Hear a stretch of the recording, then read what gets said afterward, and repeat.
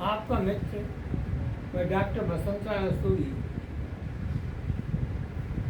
MA Hindi Sanskrit, BEd, MEd, PhD DLitt, राज्य पुरस्कृत पूर्व प्रधानाचार्य एवं ज्योतिषाचार्य सभी दर्शकों को सादर प्रणाम करता हूँ। आज मैं 1 अप्रैल से 14 अप्रैल तक का कर्क राशि का भविष्य फल बताने जा रहा हूँ। सभी भाइयों से निवेदन है कि मेरे भविष्य फल को ध्यानपूर्वक सुनने का कष्ट करें। हो सकता है कहीं मैं थोड़ा रुक भी जाऊँ, लेकिन जहाँ भी रुकता हूँ मैं सोच समझ के बोलता हूँ, जिससे कि आपके समक्ष कोई ऐसी बात ना कहूँ कि इस अंतराल में आपके लिए सिद्ध ना हो। आपको विश्वास दिलाता हूँ, पाराशर के नियमों के अनुसार मैं बताऊँगा और जो बताऊँगा उसका वैसा ही प्रभाव आपको देखने को मिलेगा। देखिए, सभी ग्रह, कोई सब ग्रह हो, वैसे तो ये बताया गया है कि शुभ ग्रह कौन कौन से हैं, अशुभ ग्रह कौन कौन से हैं। बृहस्पति है, शुक्र है, ये शुभ ग्रह है। बुध दोनों में आता है, कुछ ग्रह क्रूर हैं और कुछ राहु केतु जैसे अशुभ। लेकिन एक बात मैं आपको बताऊं कि हमारी शुभता और अशुभता जन्म पत्री के भावों से स्पष्ट होती है। अगर अशुभ ग्रहों में, अशुभ भावों में अशुभ ग्रह बैठे हैं तो वो आपको हानि नहीं पहुंचाएंगे, बल्कि उनको दूर करेंगे। 3, 6 और 11 में अगर राहु केतु और शनि बैठे हुए हैं तो निश्चित रूप से वे आपकी समस्याओं को दूर करेंगे।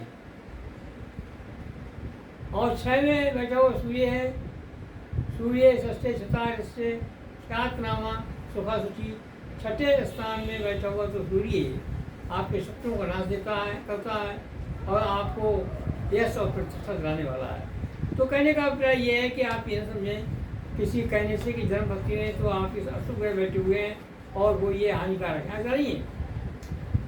कभी कभी ऐसा होता है कि पत्री के 2 भाव जो हैं, पंचम भाव, नवम भाव और लगन भी है, इन तीनों भावों में अगर कोई अशुभ ग्रह बैठ जाता है तो ये समझ लीजिए कि उसकी अशुभता नष्ट हो जाती है और वो शुभ फल देने को बाध्य हो जाता है। ये मैंने आपको एक संक्षिप्त जानकारी दी। इस जानकारी के साथ मैं इतना और बता दूँ, राहु केतु जो हैं उन दोनों ग्रहों की कोई भी राशि नहीं है और कोई भी भाव नहीं है, लेकिन वो जिस राशि में बैठते हैं उस राशि के स्वामी के अनुसार, यानी भावेश के अनुसार, और जिस भाव में बैठते हैं उस भाव के अनुसार, और जिस ग्रह से कांटेक्ट रखते हैं उस समय वो उसके अनुसार फल देते हैं। अगर राहु केतु केंद्र में बैठे हों और किसी त्रिकोण के स्वामी से उनका कांटेक्ट हो जाए, संबंध हो जाए, तो ये समझिए वो आपके लिए भाग्यकारी हो जाएंगे और आपको विशेष लाभ पहुँचाएंगे। राहु जो है वो ये समझ लीजिए कि उसकी आँखें हैं, सब कुछ है, दिमाग भी है, लेकिन राहु की विशेषता यह है कि वो क्षण में आपको मालदार बना देगा और ऐसी समझ में आए क्षण में आपको बाकी बना देगा। केतु जो है वो उसका धर्म है, लेकिन केतु में कुछ आध्यात्मिकता भी है। उसमें एक ही कमी है कि वो आपको किसी भी कार्य से व्यक्त करता, हटाता है।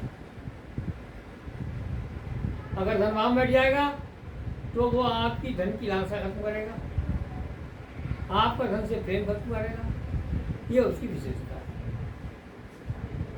तो वैसे ये भी कहा गया है कि उच्च ग्रह के साथ कोई ग्रह अपनी उच्च राशि में बैठा हुआ है और उसके साथ में केतु आ जाए तो ये समझ लीजिए उसकी विजय पताका को रोक नहीं सकता है।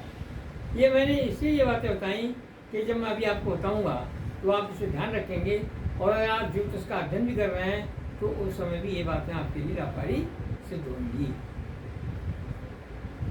और मैं जगह जगह पर जो श्लोक है उसका कथन भी करता जाऊंगा कि ये ग्रह क्यों ऐसा है। देखिए, अब मैं आपकी जो कर्क राशि की जन्मपत्री है, सबसे पहले मैं वर्णन करता हूँ मंगल का। मंगल जो है आज की तारीख में यानी 1 अप्रैल को मंगल जो है वो होगा अष्टम भाव में कुंभ राशि में, और कुंभ राशि से इसका संबंध ठीक नहीं है और शनि से भी इसका संबंध ठीक नहीं है। और इसके बाद में इसके साथ राहु भी बैठा हुआ है। तो मंगल और राहु भी एक दूसरे के दुश्मन है। ये तो उपद्रवी हैं, वो उपद्रव करते हैं। जब मंगल राहु साथ साथ हो जाएंगे वो तो आग लगा लेंगे। यहाँ बुद्धि भी है। बुद्धि के विषय में कहा जाता है राहु दोषम बुधोन्यास। राहु के दोषों को बुद्धि दूर करता है। तो राहु के दोष कुछ तो कम हो ही रहे होंगे। और उभयस्तु सहस्रा, और उन दोनों के दोषों के लिए संचय दूर करता है। फिलहाल यहाँ देखते हैं अष्टम स्थान में कुंभ राशि में बुध मंगल और राहु 3 ग्रह बैठे। अब हम पहले मंगल को ले लें। देखिए, मंगल जो है यहाँ पर अष्टमी पंचमेश है। पंचमेश राशि का मतलब ये है कि पत्नी में जो पंचम भाव है वह वृश्चिक राशि है और उसका स्वामी मंगल है। और फिर ये 10म भाव का भी स्वामी है, मेष राशि का। तो 10म और पंचम जो है वो त्रिकोण हो गया और 10म क्या हो गया, केंद्र हो गया। और ज्योतिष का नियम ये है केंद्र त्रिकोण अर्थो एकत्व राजयोगा। अगर कोई ग्रह केंद्र त्रिकोणों का स्वामी हो तो राजयोगकारी बन जाता है। और राजयोगकारी बनने का मतलब ये है कि वो राजयोगकारी बन करके यहाँ पर अष्टम भाव बैठा हुआ है। अब राजयोगकारी है तो हो सकता है कुछ हानि पहुँचाए, लेकिन वो आपको अधिक से अधिक लाभ पहुँचाने की कोशिश करेगा। क्यों? कि वो राजयोगकारी है, उसमें बहुत कुछ क्षमता आ गई है। और बुद्धि भी इसके दोषों को दूर करने के लिए बैठा है। तो कहने का अभिप्राय यह है कि अब मंगल जो है उसकी चौथी दृष्टि जो है वो है लाभ भाव पर, और लाभ भाव भी एक उसमें वृक्ष राशि है, शुक्र की राशि है। तो चौथी दृष्टि मंगल की वहाँ पर है, लेकिन अभी राजयोगकारी है तो आपके लिए लाभ को देख रहा है। तो वहाँ पर कोई ना कोई लाभ अवश्य कराएगा अपनी पौध शक्ति से, ताकत से। और उसकी फिर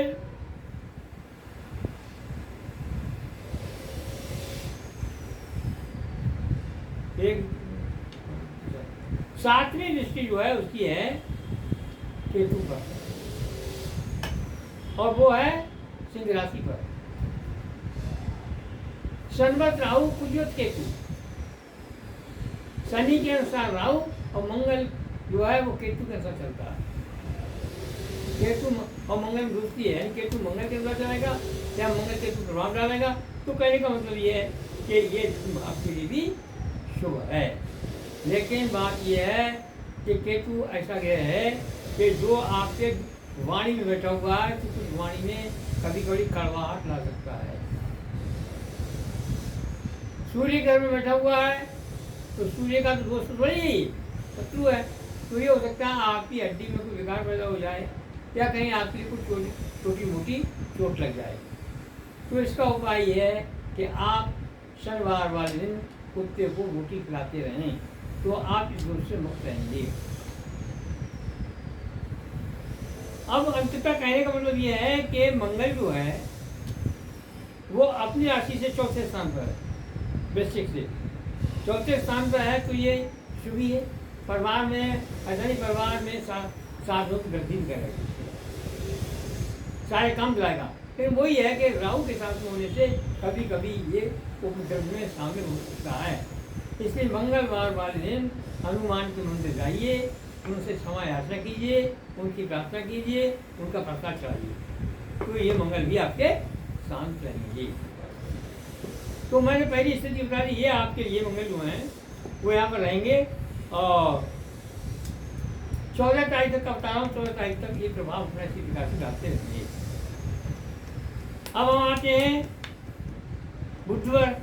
बुध जो है वो यहाँ बैठे हुए, देखिए बुध जो है वो शुभ ग्रहों के साथ में शुभता का हल देते हैं और शुभ के साथ में अशुभ हो जाते हैं, लेकिन ये बुध जो है राहु से भी मेल खाते हैं। बुध मंगल के दोषों को दूर करते हैं।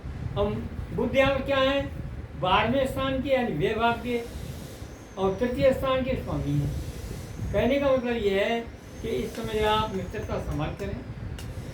तृतीय भाव का स्वामी है, बुध मित्र होते हैं, आपके मित्र से उनका संबंध है और व्यय से भी संबंध है, लेकिन व्यय भाव पर गुरु बैठा हुआ है, किसी वहाँ हानि अभी कर नहीं सकते हैं। फिर भी अपने मित्रों को कोई गोपनीय बातें ना बताएं, कोई गोपनीय चर्चा ना करें और किसी प्रकार की ऐसी स्थिति पैदा ना हो किसी मित्र से आपकी बर्बाद हो जाए। वैसे बुद्धि की जो है चतुर्थ दृष्टि भी लाभ आप पर है, वो शुक्र का घर है और शुक्र के मित्र भी हैं, तो ऐसी स्थिति में ये आपको वाणी के माध्यम से लाभ भी करा सकते हैं। अब इसके बाद हम आते हैं सूर्य पर। देखिए सूर्य जो है वो इस समय पंचम भाव में है और पंचम भाव में होने से ये जो है सूर्य की राशि पर है, नहीं मीन राशि पर है, जो कि बृहस्पति की राशि है और बृहस्पति से अगर देखें तो ये बृहस्पति से 10 में है, यानी गुरु जो है यहाँ बैठे हुए हैं, गुरु से 10वें स्थान पर सूर्य बैठे हुए हैं।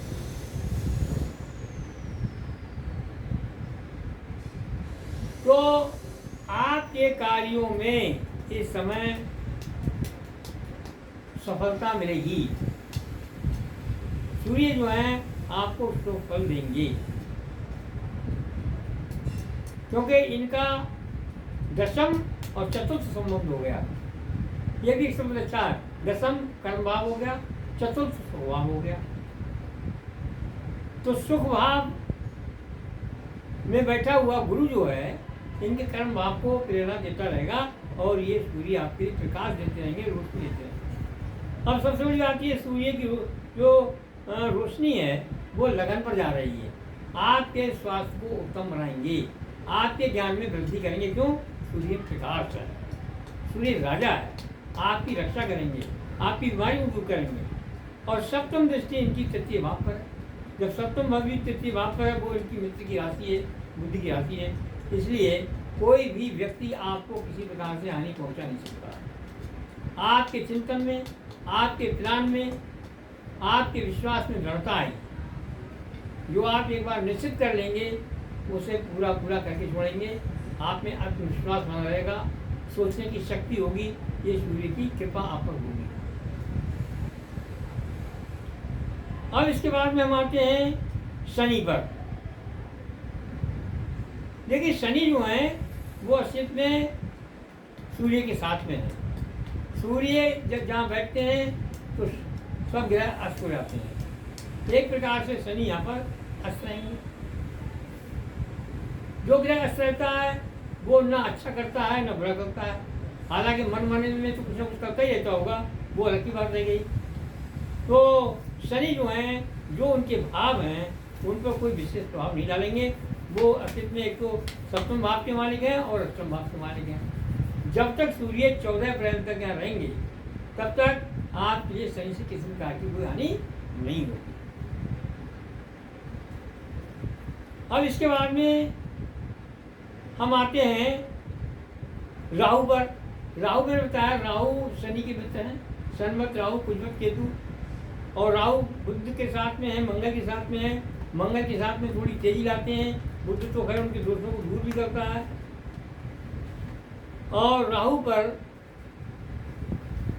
एक ही बात बहुत अच्छी है कि 12वें भाव में बैठे हुए जो गुरु हैं उनकी नवम दृष्टि जो है राहु और मंगल पर है। इसलिए गुरु जो है इनके क्रियाकलापों को आगे नहीं बढ़ने देंगे। थोड़ी बहुत कोई घटना हो जाए लेकिन दूर नहीं पकड़ सकती है। ये इस जन्मपत्ति में विशेष बात है कि गुरु की आप पर बड़ी कृपा, वो तीनों पर है। बुध भी शांत रहेंगे, मंगल भी शांत रहेंगे और राहु भी शांत रहेंगे। क्यों? गुरु की विशेषता ये है कि वो जहाँ बैठते हैं वहाँ तो थोड़ी भले ही लापरवाही करते हैं। एक पब्लिक में ये सिद्धांत भी है, दीपक तले अंधेरा, लेकिन वो जो है जहाँ पर दृष्टि डालते हैं वहाँ पर अमृत की वर्षा करते हैं। कितनी भी बुरी परिस्थितियाँ हों उनको सुधार के रखेंगे। तो इसलिए मंगल और राहु के दुष्प्रभाव को गुरु जी शांत कर देंगे। अब ये गुरु की ही हम बात करना है इस समय। असल में जो जन्मपत्ति में सारी जन्मपत्ति घुमाने वाला केवल एक ही गुरु है। एको जीवे इदा लगने सर्वे योगा सहज।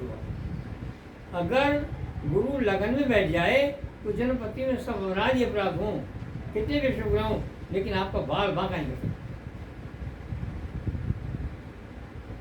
और दूसरा एक और है जिसका नियम पाराशर ने कहा है, यश केंद्र बृहस्पति कम गिरान में। अगर बृहस्पति केंद्र में बैठा हुआ है तो अन्य ग्रह क्या कर सकते हैं? देखिए असलियत ये है कि अब तक गुरु जी जो थे वो कभी बकरी हुए और कभी मार्गी हुए, लेकिन अब स्थिति में आ गए हैं। पहली स्थिति तो ये है कि वो मार्गी चल रहे हैं तो मालूम, लेकिन बाद में होने पर भी वो कोई आपके लिए हानि नहीं करेंगे, आपसे देख कराएंगे लेकिन उसको कार्य नहीं करेंगे, आपकी आवश्यकताओं की पूर्ति करेंगे। आपके पास साइकिल नहीं तो कहाँ साइकिल खरीदवाएंगे, क्षमतामान मोटरसाइकिल रहेंगे, उससे बड़े हैं तो गाड़ी खरीदवाएंगे, किसी शादी विवाह में पैसा खर्च कराएंगे, मकान बनाने में पैसा खर्च करवाएंगे। कहने का मतलब है कि वो आपका शुभ कार्य में ही व्यय कराएंगे ही। और दूसरी बात और बताऊँ आपके लिए कि जब कोई ग्रह उच्चगामी होता है तो वो 2 महीने पहले से विशेष शुभ नहीं लगता है। बृहस्पति जो है वो इस समय कहना चाहिए कि 12वें भाव में मिथुन राशि में है, लेकिन उनकी चतुर्थ जो कर्क राशि है वो लगन में है, और ये कर्क के बृहस्पति उच्च के होते हैं। तो ऐसी स्थिति में जब वो उच्च के हो जाएंगे तो कमाली कर देंगे, लेकिन अब वो अग्रसर हो रहे हैं उच्च की ओर, तो इसलिए अब भी और उनके फलों में वृद्धि हो जाएगी, यानी लगन का भी विशेष फल वो देंगे, कुछ ना कुछ आपके स्वास्थ्य में संबोधन करेंगे। जो दवाइयों से आप सही नहीं हो रहे थे, संभव है कि आप कम दवाओं से और जल्दी सही हो जाएं।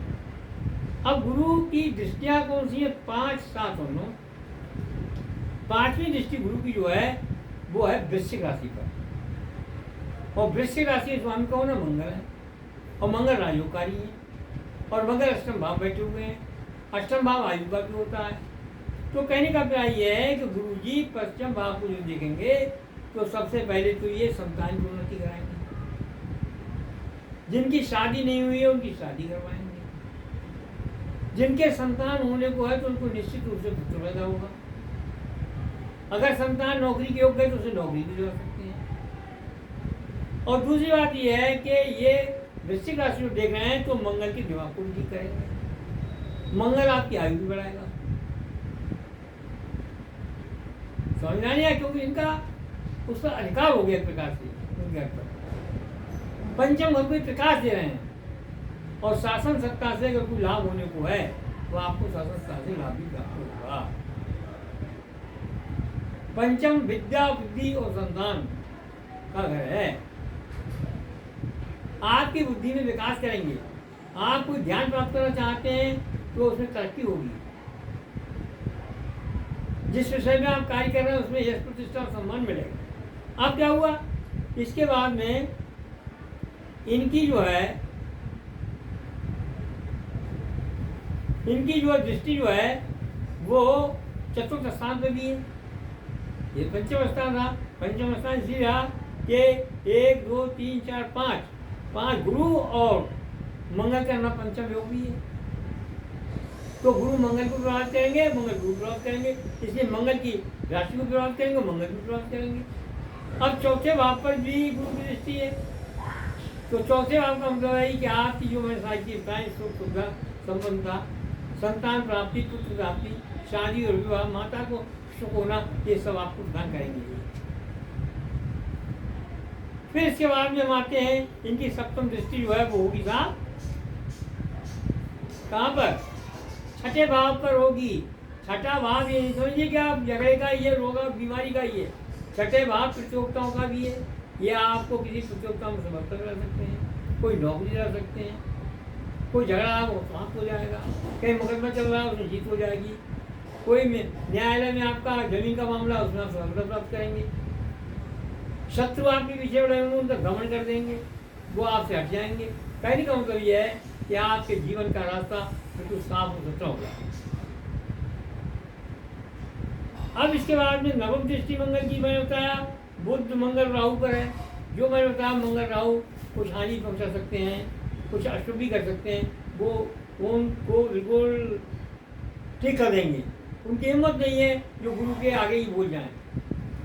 जब क्लास में एक अध्यापक सफल अध्यापक बैठा हो तो किसी बच्चे की हिम्मत नहीं होती है कि वो कोई उपद्रव कर दे। तो गुरु के होने पर अनुशासनहीनता ये कर नहीं सकते हैं। और 8वां स्थान मालूम किसी का है? 8वां स्थान आयु का भी है। आपकी आयु लंबी होगी, कोई बीमारी है वो समाप्त हो जाएगी, किसी गहन विषय में आप कार्य कर रहे हैं उसमें सफलता मिलेगी, जमीन से संबंधित कार्य में सफलता मिलेगी। जो जमीनी चीज़ें हैं और उनसे काम करते हैं, कोयला है, माइंस है आदि आदि, उन लोगों को बहुत सफलताएँ प्राप्त होंगी। कहने का मतलब यह है कि आपके गुरु जी जो हैं वो आपके जीवन में एक विशेष उन्नति और तरक्की लाने वाले हैं। अब ये गुरु जी जो हैं वो लगन में उच्च के हैं, तो मैं पहले बता चुका हूँ कि जहाँ वो उच्च के हो जाएंगे, अभी तो आए नहीं है, लेकिन जब वो यहाँ आ जाएंगे तो ये समझ लीजिए कि आपको माला माल कर देंगे। मैंने बताया गुरु जी यहाँ बैठ जाएंगे तो पंचम भाव और नवम भाव उनकी राशि का ही है, तो उसे आप समझ लीजिए कि चमका देंगे। आपका भाग्योदय 2 जून के बाद में निश्चित रूप से होगा।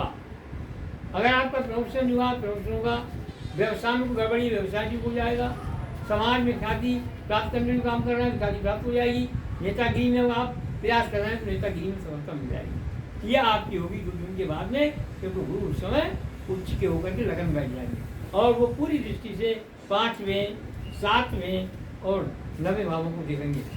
तो कहने का मतलब है आप लोगों को अंत में मैं आशीर्वाद देता हूँ आपकी तरक्की हो, और आपको मैंने सुन लिया और फिर उसके बाद में आगे बात करेंगे। हाँ।